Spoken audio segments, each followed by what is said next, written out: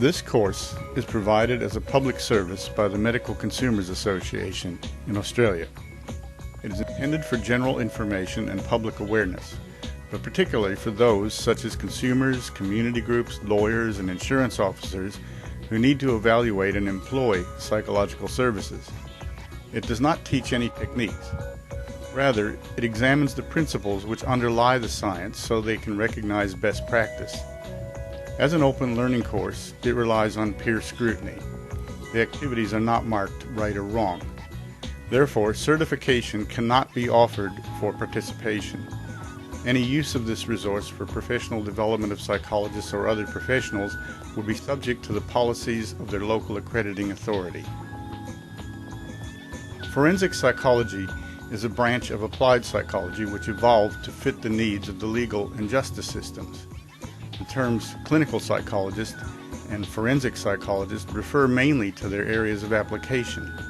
Their techniques are very similar because they're based on the same scientist-practitioner model and training. One of the reasons for a separate professional identity has been the sheer size of the different branches. The justice system alone employs enough psychologists to justify a professional entity separate from those who work in hospital clinical settings. For example, in the USA, the jail population is the size of a small country, millions of people. There's a need to classify, control, and rehabilitate this large group, and psychologists are part of the team. Psychologists are also involved in court appearances as expert witnesses.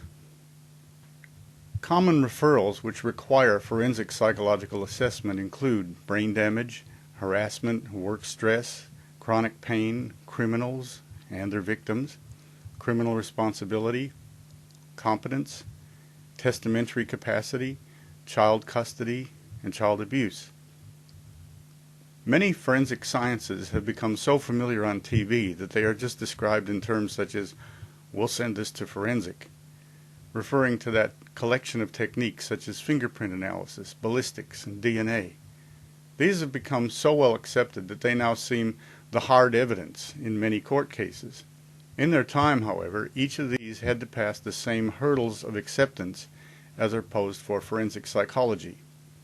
Indeed, some of the earliest cases regarding the role and nature of expert evidence evolved around physical techniques such as polygraphy, lie detection, and fingerprint analysis, which are often applied to the same cases as forensic psychology.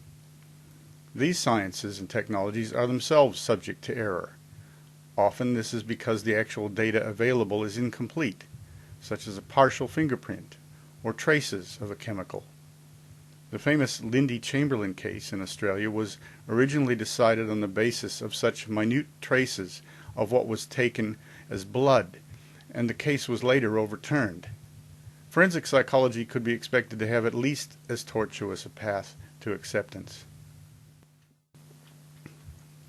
This is an industry-level course intended for those who work in settings which utilize psychological services, and those who might require such services as part of their own forensic role. The goal, therefore, is to gain familiarity with the principles underlying forensic psychology so that they will recognize features common to other forensic sciences and be in a better position to recognize proper and improper practices. This will be demonstrated by ability to apply these principles across a range of typical referrals for forensic psychology. Course participants should be able to analyze a case in terms of what is the psychological claim? For what do we need an expert? Cui bono? Who benefits? What would biased plaintiffs or defendants seek to prove? What would biased experts seek to prove? Scientific, empiricism, replicability, theory, falsifiability, corroboration, social context. Is any component of it a rare condition? Is any component of it a common condition? What level of evidence is needed? What level of effect would be compensable or punishable? What solid base rate data might be available? Psycholegal considerations, legal terms like normal fortitude, eggshell skull, odd lot. Outcome, compensation, custody, conviction. How much difference could rehabilitation treatment make? In recent years, following TV shows such as Cracker, Profiler, Criminal Intent, and the Oscar-winning Silence of the Lambs, forensic psychology has attained a high profile, and enrollment in postgraduate courses has bloomed accordingly. The image of the criminal profiler is quite a glamorous one. As with Sherlock Holmes a century earlier, the profiler is supposedly able to take the tiniest fragment of a clue and expand this seemingly magically into a prophetic vision of the culprit.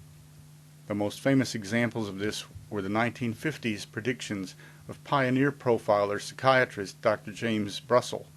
For example, the bomber is a male, age 40 to 50, suffering from paranoia, not married, a loner, probably living with a female relative, neat, clean-shaven, with a muscular build, educated, a foreigner, probably Central or Eastern European, feels superior to others, resents criticism, doesn't live in Westchester, religious, probably Catholic, suffers a serious disease, possibly heart disease.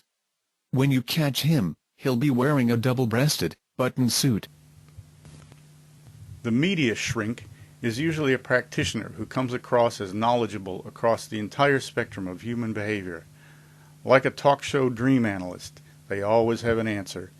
You never hear them say, "Ooh, I'll have to consult the literature on that one. I've not experienced that before."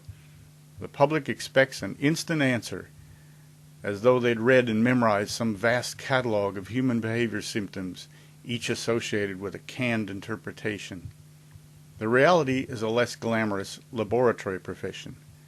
Countless studies have supported a mathematical rather than intuitive approach to analysis of human behavior. Yet, the Hollywood FBI and TV cop shows have largely promoted an image of intuitive shrinks who make predictions off the top of their heads, having apparently memorized vast amounts of scientific data. These profilers are often in-house officers from the ranks who've gone on to study behavioral science. By contrast, the British Scotland Yard has contracted independent university-based psychologists who employ the more plodding actuarial approach to data analysis, which will be the subject of much of this forensic psychology course. Thus, the young hopeful who enrolls in first-year psychology for the long haul through to master's or PhD is invariably disappointed to find that this, the most popular of undergraduate subjects, is an introduction to rats and stats. There's commonly next to nothing about human interpersonal behavior. There certainly is no textbook called How to Read People, although you will see this in pop psychology courses.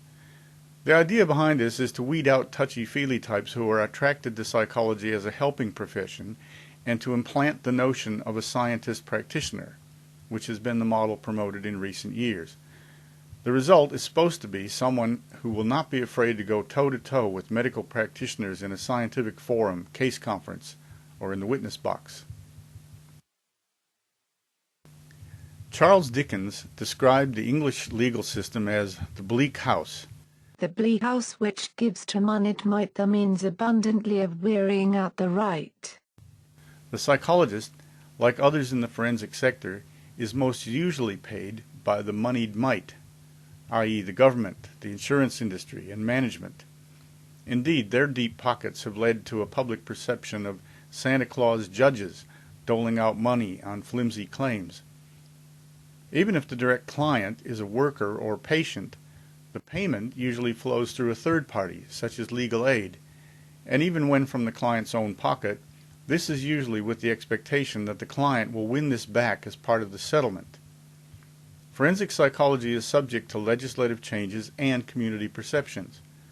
A notable example of this is industrial law. Harassment and stress claims would have been unheard of in the 19th century when even democratic countries still allowed slavery. A worker could be expected to work in agony even if the injury had been caused by employer negligence. This still goes on in the Third World. Many products in our shops today are made in illegal or offshore sweatshops. However, many state laws do not support a work ethic of suffering, and now explicitly mention psychological injury as a health risk. For example, the New South Wales Occupational Health and Safety Regulation states that the employer must take reasonable care to identify hazards arising from work practices, work systems and shift working arrangements including psychological hazards and fatigue-related hazards. On the other hand, no compensation is payable under this Act in respect of an injury that is a psychological injury if the injury was wholly or predominantly caused by reasonable action taken or proposed to be taken by or on behalf of the employer with respect to transfer, demotion, promotion, performance appraisal, discipline, retrenchment or dismissal of workers or provision of employment benefits to workers.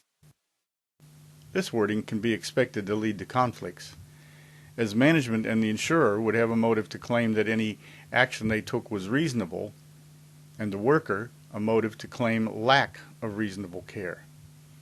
Conflicts also arise from insurance policies that refuse compensation for pre-existing medical and psychological conditions. An insurer facing a payout might be willing to pay handsomely for evidence that might convince the court that the claimant had some pre-injury mental health history. Psychological injury, such as pain, is a major component of the claim, even in the most physical of injuries, such as back injury. Someone will be asked to measure this. If psychological science is the only one that has research evidence relevant to this, it will, by default, be called upon to assess the claim. In both civil and criminal jurisdictions, there is a surprising level of misunderstanding of the clinical role and the roles of other participants in the forensic realm. Prison officers sometimes lump psychologists in with other crim lovers and do-gooders. Insurance claims officers see clinicians, including psychologists, as indecisive and have even labeled some as pro-worker. These persons seem not to be taking into account that the forensic role is completely secondary to the scientific and clinical role, and only arises because of the need of the court. Clinicians are supposed to be pro-patient. It would be a strange clinician who was anti-patient, even if the patient were a worker or a criminal. Even wounded enemy soldiers are supposed to be treated as patients. In fact, if a police, prison, or insurance claims officer were called to give expert evidence on the basis of their own specialized training and experience, they'd be in exactly the same boat as the psychologist. As officers of the court, their duty would be to the court, not to the patients, or the inmates, or their fellow officers, their unions, their employers, or even to their paid sworn duties to protect the public. No matter who is actually paying them, they would be there to serve the court, and compelled to answer questions and offer opinions based on facts. The clinician has an additional consideration beyond scientific training which gives them an inherent bias. The clinician is expected to seek out symptoms and disease, not merely sit in judgment on the patient's account of events. It would be a surprise if prison officers or insurance claims officers would tolerate taking their own loved ones to a doctor who refused to probe beyond the symptoms as stated by the patient, did no tests, and merely said, "There's nothing wrong with you." The clinical bias can be stated in the extreme as, "If you have called on my services, you are presumed unhealthy until proven otherwise. I will look for illness." The Hippocratic Oath makes such an assumption.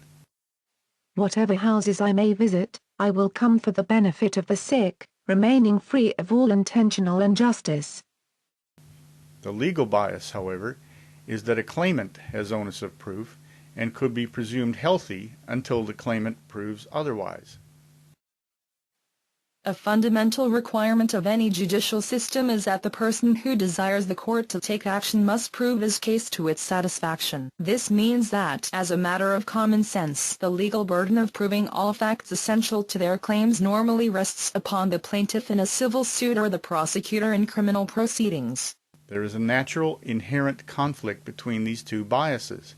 It is no more mysterious or sinister than the conflict between supply and demand.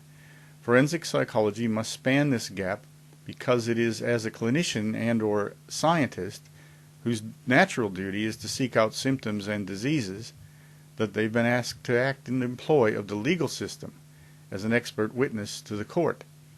The conflict is that they are often paid for by the party whose role it is to investigate and possibly challenge the patient's claim.